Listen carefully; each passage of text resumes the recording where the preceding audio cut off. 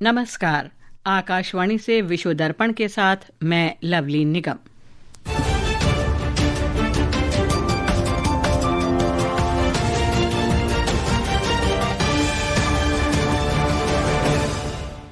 विदेश मंत्री doctor S Jaishankar ने कहा, भारत मध्य पूर्व यूरोप आर्थिक गलियारा संपर्क रसद और व्यापक सुनिश्चित करता है।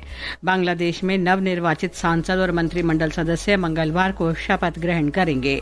अमेरिका की सेना ने दिसंबर में सीरिया में हुए हमले के प्रतिशोध में इस्लामिक स्टेट के 30 से अधिक ठिकानों पर हमले किए। अंतर्राष्ट्रीय अंतरिक्ष स्टेशन के 4 अंतरिक्ष यात्रियों के स्वास्थ्य कारणों से हटने के बाद 4 नए अंतरिक्ष यात्री शामिल हुए। और आईसीसी T20 क्रिकेट विश्व कप में कोलंबो में आज भारत का मुकाबला पाकिस्तान से होगा। विदेश मंत्री डॉक्टर एस जयशंकर ने कहा है कि भारत मध्य पूर्व यूरोप आर्थिक गलियारे का उद्देश्य संपर्क, रसद और व्यापार सुनिश्चित करना है। म्यूनिख सुरक्षा सम्मेलन में कल डॉक्टर जयशंकर ने संयुक्त राष्ट्र में तत्काल सुधार की आवश्यकता पर बल दिया। इसका उद्देश्य समकालीन भू राजनीतिक वास्तविकताओं को प्रतिबिंबित और आज की वैश्विक चुनौतियों का प्रभावी ढंग से समाधान करना है। उन्होंने तेल खरीद नीति के बारे में कहा कि भारत में तेल कंपनियां यूरोप और दुनिया के अन्य हिस्सों की तरह उपलब्धता, लागत और जोखिम को ध्यान में रखते हुए सर्वोत्तम हित के निर्णय लेती हैं। उन्होंने ये भी कहा कि विश्व अधिक बहुध्रुवीयता की ओर बढ़ रहा है। विश्व अधिक बहुध्रुवीयता की ओर अग्रसर है और निर्णय लेने के लिए कई और स्वतंत्र या स्वायत्त केंद्र होंगे। संभवतः हम में से कई लोगों का झुकाव यूरोप की तरफ है, क्योंकि हमने पिछले कुछ वर्षों में यूरोप में एक प्रकार का रणनीतिक पुनर्जागरण देखा है। विदेश मंत्री ने म्यूनिख सुरक्षा सम्मेलन के दौरान G7 देशों के विदेश मंत्रियों से भी बातचीत की। उन्होंने संयुक्त राष्ट्र सुरक्षा परिषद में सार्थक सुधारों सहित UN@80 एजेंडा के प्रति भारत के समर्थन को दोहराया। डॉक्टर जयशंकर ने समुद्री संचार मार्गों की सुरक्षा, प्राथमिक प्रतिक्रियाकर्ता के रूप में कार्य करना, बंदरगाह सुरक्षा को मजबूत करने और लचीले पनडुब्बी केबल अवसंरचना में योगदान देने में देश की भूमिका पर बल दिया। विदेश मंत्री ने कहा कि बातचीत से भारत और G7 देशों के बीच कई समानताओं और साझा हितों का पता चला है। वित्त मंत्री निर्मला सीतारामन ने जर्मनी के म्यूनिख में यूरोपीय और अंतर्राष्ट्रीय मामलों के मंत्री एरिक बेईसविंगर से मुलाकात की। सोशल मीडिया पोस्ट में श्रीमती सीतारामन ने कहा कि इस वर्ष जनवरी में जर्मन चांसलर भारत यात्रा पर आए थे। उन्होंने बताया कि मुलाकात के दौरान दोनों देशों के बीच गहरी द्विपक्षीय साझेदारी की मजबूती के विषय पर बातचीत की गई। दोनों नेताओं के बीच हाल ही में संपन्न भारत यूरोपीय संघ मुक्त व्यापार समझौते पर भी चर्चा हुई। सेना प्रमुख जनरल उपेंद्र द्विवेदी 16 फरवरी को 4 दिन की ऑस्ट्रेलिया यात्रा पर जाएंगे। रक्षा मंत्रालय ने बताया कि इस यात्रा का उद्देश्य भारत ऑस्ट्रेलिया रक्षा सहयोग प्रगाढ़ करना तथा दोनों देशों के बीच बढ़ते तालमेल को सुदृढ़ करना है। सेना प्रमुख ऑस्ट्रेलियाई रक्षा बलों के वरिष्ठ अधिकारियों के साथ व्यापक वार्ता करेंगे। इसका मुख्य उद्देश्य प्रशिक्षण, संयुक्त अभ्यास, पेशेवर आदान प्रदान और क्षमता निर्माण सहित सैन्य गतिविधियों में वृद्धि करना है। जनरल द्विवेदी ऑस्ट्रेलियाई रक्षा महाविद्यालय के कमांडर से भी बातचीत करेंगे तथा ऑस्ट्रेलियाई कमान और स्टाफ महाविद्यालय में अधिकारियों को संबोधित करेंगे। विश्व दर्पण समाचार आकाशवाणी से प्रसारित किए जा रहे हैं। ताज़ा समाचार जानने के लिए आप हमारे social media handle X @AIR news Hindi को फॉलो कर सकते हैं। बांग्लादेश में नवनिर्वाचित सांसदों और मंत्रिमंडल के सदस्यों को मंगलवार 17 फरवरी को शपथ दिलाई जाएगी। हाल ही में संपन्न आम चुनाव में बांग्लादेश नेशनलिस्ट पार्टी BNP ने भारी बहुमत से जीत दर्ज की है। एक रिपोर्ट।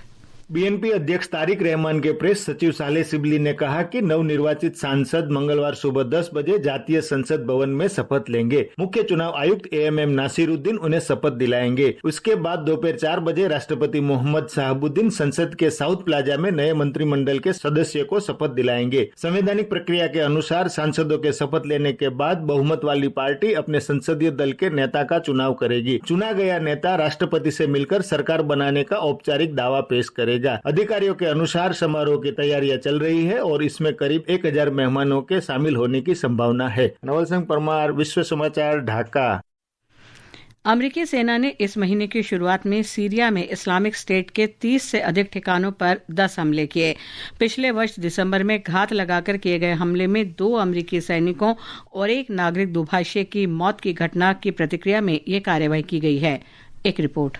अमेरिकी केंद्रीय कमान ने कहा कि 3 फरवरी से 12 फरवरी के बीच किए गए इन हमलों में आतंकवादी समूह से जुड़े हथियार भंडारण स्थलों, संचार केंद्रों और अन्य बुनियादी ढांचे को निशाना बनाया गया। पिछले 2 महीनों में 100 से अधिक ठिकानों पर किए गए हमलों में 50 से अधिक इस्लामिक स्टेट के आतंकवादी मारे गए या पकड़े गए हैं। यह घटनाक्रम अमेरिकी सेना द्वारा सीरिया से इराक में मुकदमे के लिए हजारों इस्लामिक स्टेट के कैदियों को हस्तांतरित करने की पुष्टि के 1 दिन के बाद सामने आया है। विश्व दर्पण के लिए समाचार कक्ष से करिश्मा राय।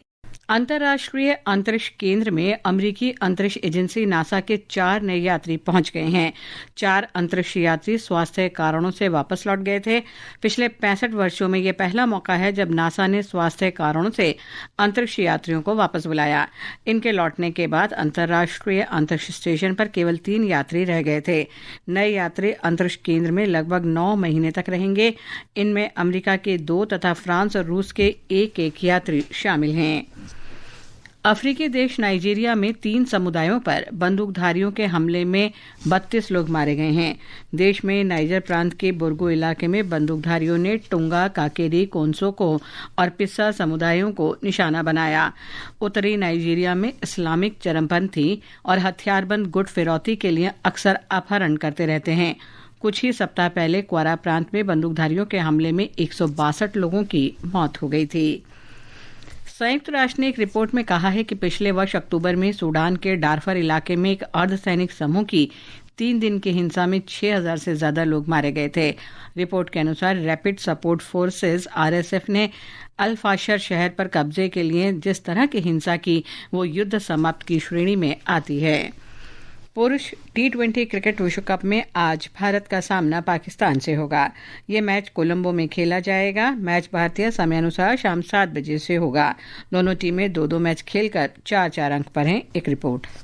T20 वर्ल्ड कप में पाकिस्तान के खिलाफ 7-1 के शानदार रिकॉर्ड के साथ भारतीय क्रिकेट टीम आज कोलंबो के आर प्रेमदासा स्टेडियम में होने वाले महामुकाबले में पूरे जोश और आत्मविश्वास के साथ उतरेगी। लगातार 2 मुकाबले जीतकर दोनों टीमें 4-4 अंकों के साथ आमने सामने होंगी, जिससे ये टक्कर और भी रोमांचक बन गई है। दुनिया के अलग अलग हिस्सों से हजारों क्रिकेट प्रेमी इस ऐतिहासिक भिड़ंत को देखने कोलंबो पहुंच चुके हैं और बारिश की आशंका के बावजूद एक हाई वोल्टेज मुकाबले की उम्मीद लगाए बैठे हैं। इस मुकाबले को लेकर कुछ समय तक संशय बना रहा जब पाकिस्तान सरकार ने बहिष्कार की घोषणा कर दी थी, लेकिन मैच से कुछ ही दिन पहले उसने यू टर्न ले लिया था। अहमद मोइन फारूकी, कोलंबो।